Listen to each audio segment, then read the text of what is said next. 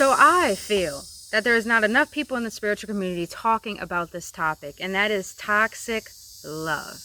You know, everyone on this spiritual journey, once they started, they think it's all about light and love. Let's be real.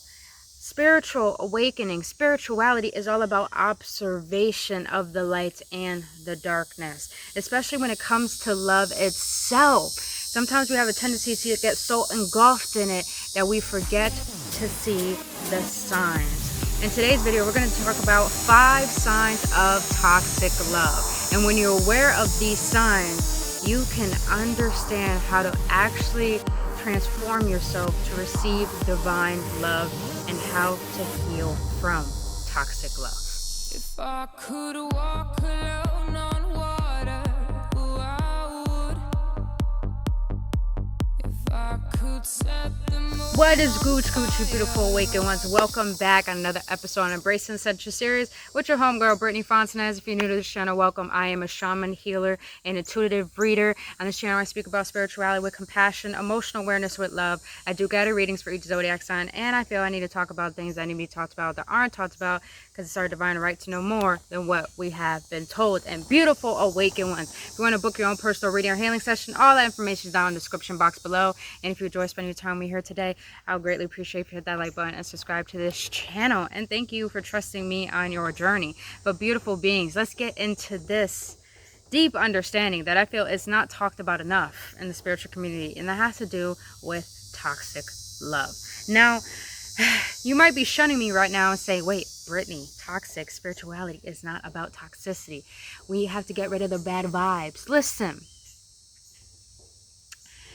I'm a huge believer in the fact that there are such things as bad vibes, but sometimes we can be the bad vibe.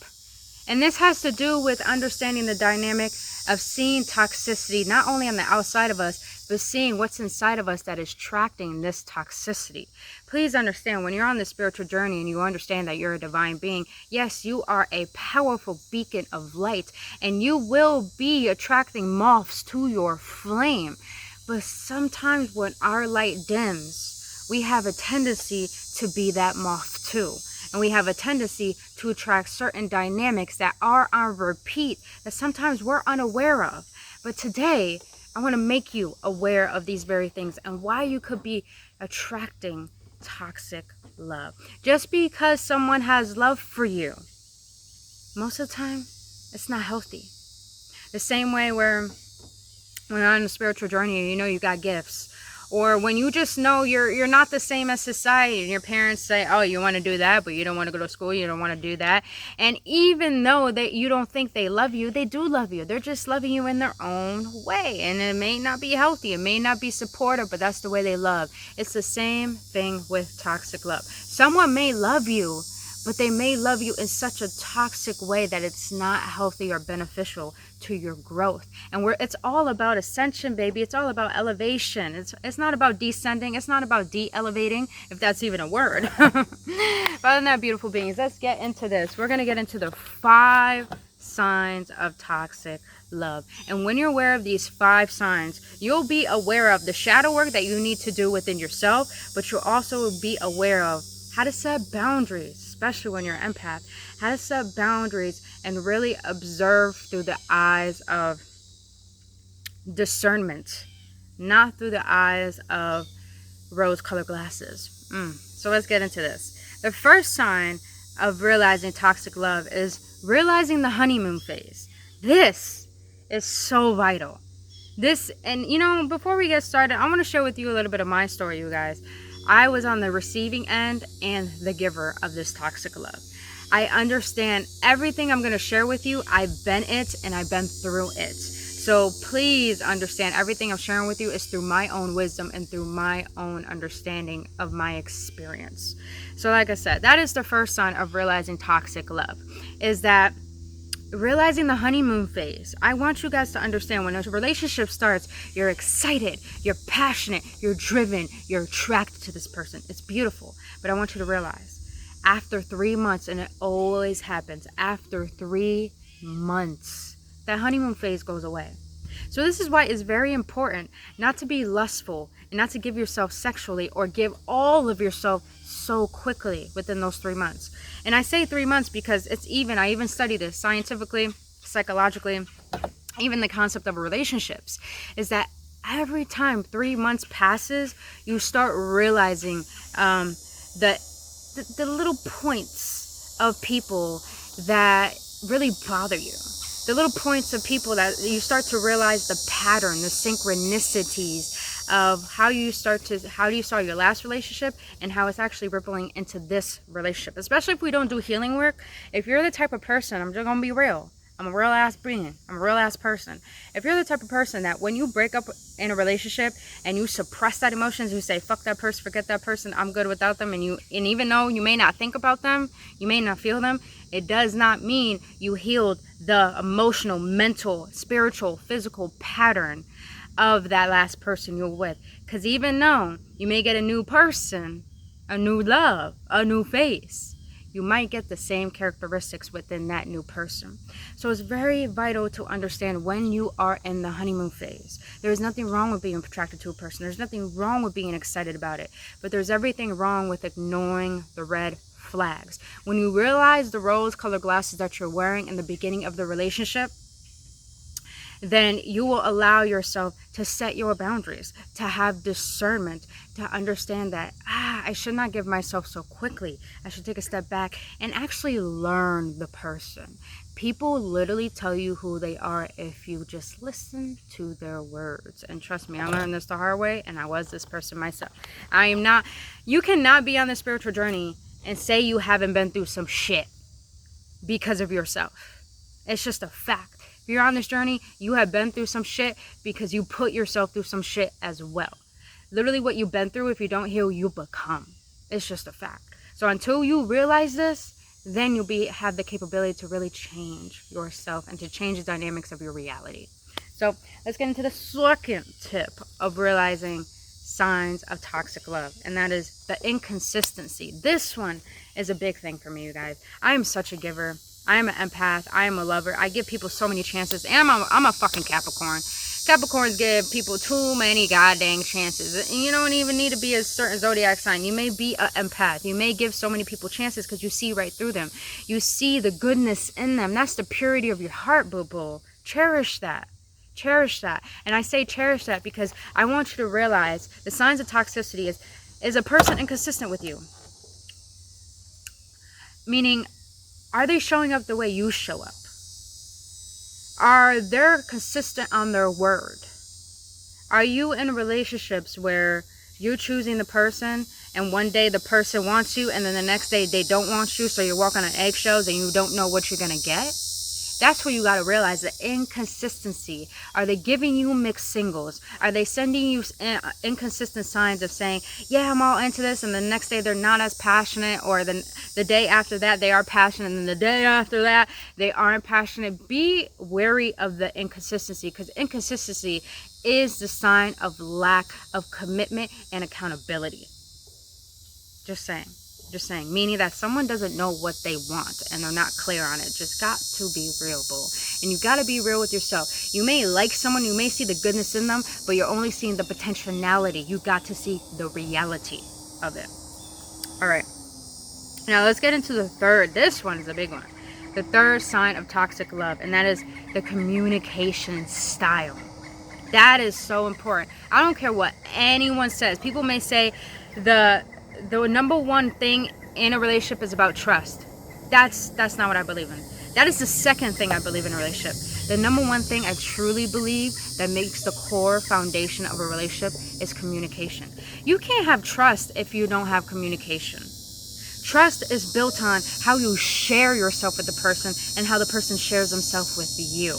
And what I mean by communication, is it reciprocal or is it detachable? And this is what I mean. Hear me out. Reciprocal is when you're giving, you're sharing your story, you're sharing your emotions, you're sharing your thoughts, you're sharing your beliefs, your perspective, you're sharing yourself. Now, is the person giving that to you, or are they just asking you all the questions and barely answering any of yours? Are they always trying to turn it around on you and make you share yourself? Because here's the thing, you guys, this is a big sign of how communication style is very important, because the sign of toxic love through communication is that someone sometimes tries to study you. People try to study you. If it's reciprocal, they want to learn about you because they want to understand you. But if it's detachable, they only want to study you, because some people have agendas. And if they could study you by asking you questions and ignoring your questions, then they're going to learn how to emotionally manipulate you and mentally manipulate you. Trust me, you guys. I was unaware of this within myself, and I was unaware of this within people. It's very vital to understand communication style. If someone is reciprocal and sharing with you who they are, and you can share yourself freely and not be judged, beautiful. But if a person is not wanting to share anything with you and being closed off, they are emotionally unavailable and they only trying to study you for their own agenda. Just gotta be honest, y'all. Just gotta be honest, man. All right. Now, the fourth sign of toxic love. Ooh, this is a big one. Is it equal? Is the love equal? Is there an understanding of bringing two souls together? Or is it one person sharing more than the other? It's very important to understand this, because some people, if there's a lot of relationships where it's always one-sided. One is giving most. I used to be that person. I used to give the most. A relationship I really cared about, I always used to fly to this person, never flew to me. I always used to say good morning to this person, say good night, barely got that in return. It was very inconsistent. And I realized that I was able to take accountability for my bullshit, but I was also take accountability for what I was offering. You want to understand how a person really is. If they're making it equal, they are able to stand up and take accountability. But meaning that by accountability, they can forgive and they could ask for your forgiveness. They could apologize and you can apologize. But if it's one-sided, are they blaming and gaslighting? That's a very big thing. Because most of the time, if it's one-sided relationships, there's always gaslighting and there's always blaming. I used to be the blamer. I used to be the gaslighter, and I got that in return. An example of this, because I feel like I'm getting a nudge to share an example, is saying that you feel like your spouse is not giving you the attention that you desire, knowing that you guys haven't seen each other for a week. And all of a sudden they say, well, I'm with you, so that's enough. That's gaslighting. Or when someone is blaming you and saying that I feel like you're cheating on me or you're hurting me, that's just projection. That's just blame. Now, please hear me out. If there's a difference between someone saying I feel like you're cheating on me and someone coming up to you and saying, listen, I'm just going to be really honest with you. I'm not blaming you for anything, but I just want to know, do you have feelings for me or are you interested in other people? You see the difference, you guys? There is a huge difference when someone taking accountability and someone who's just blaming and gaslighting. People who blame and gaslight are secretive. And the people who are willing to take accountability and forgive are the ones who are vulnerable and emotionally available. Huge difference, you guys. So be mindful of seeing if there's equality or there's always one-sidedness. It's mindful. Be very mindful of this, you guys, because you don't want to give your energy. You don't want to put all your eggs in one basket if someone is not even going to acknowledge the webbles that you have to give for their basket. And I know that sounds weird, but let's be real. Some people just want to take and never give. And yet they want to make you feel guilty when you're the one always showing up. Don't do that, you guys. Just please don't put yourself in that predicament. And if you are that type of person who does that, well, boo, just know it's not fair. I'm just going to say it like that. It's just not fair. All right. Just let that person go and go do your own thing. And just be real, man. Just be real. Now, the last one. This is a big one, you guys. This is a really big, because people always want to see the potentiality of things. They don't want to see the reality of it. And the last one is, how do you feel during the relationship? That is so important. How do you feel not even during the relationship? Because you might not even be in the relationship. You might even feel like, I was in relationships where I felt like I didn't even have this person, but I was so heartbroken over it. And I'm like, why am I heartbroken over someone I feel like I never had? It's very mindful. It's very important to be mindful of how do you feel during the interaction with this person. Do you feel empowered or do you feel drained? Because there is such thing as energy vampires, And there is such thing that people that you're meant to be with have to lift you up. They will lift you up. So it's important. How do you feel during it? Do you feel empowered? Do you feel drained?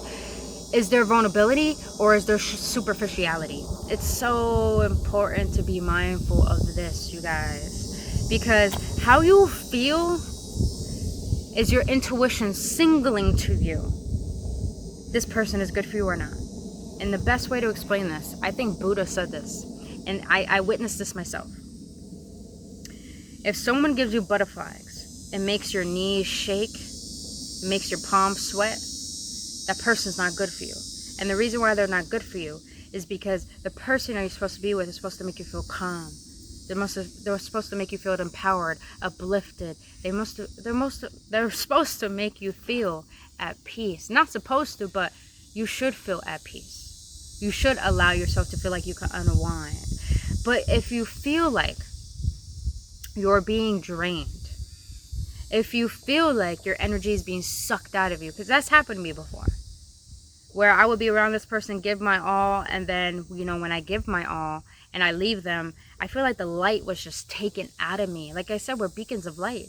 I feel like my light was just taken out of me, and even my friends knew it. They're like, last week you were glowing up, and then, this week, you look like you lost your glow. You okay? That's happened to me before, and I'm just like, I don't feel empowered. But sometimes we have the tendency to be pulled by these persons, because understand, people can be energy vampires and they could take your energy and you may be attracted to them, but that is the thing. They mostly manipulate you into thinking you need them when really they need you. And understand, if someone's willing to be vulnerable with you, meaning that they're willing to be honest and open and mindful and present, then that will help empower you to be the same thing. But if this person is being superficial, meaning that they don't want to be open and they always think it's all about fun, and they run away when things get serious, or they run away when you explain how you feel, this person or that situation is toxic. So you guys, those are the 5 signs of toxic love. And the reason why I had to share this with you is because in the spiritual community, even in general, I'm just not going to say that we're all spiritual beings, fuck the community. We're all spiritual beings. We're a whole community in this collective consciousness. I felt like this was important to share is because we have to be mindful of our power and our worth. And we have to understand that we're not here to always give. We're not here to be the savior of people. We're here to give. But at the same time, you have to understand when to give and when not to give. When to know it's okay to say no, and when it feels good to want to give. Because listen, you guys, you may have good intentions, but not everyone thinks like you. Not everyone sees like you. Not everyone feels like you. Know your worth. Know what you have to offer, but know when to pull back and understand when people are taking advantage of you. Now, if this is the other way around and you're the person who does this to another person, I want you to understand.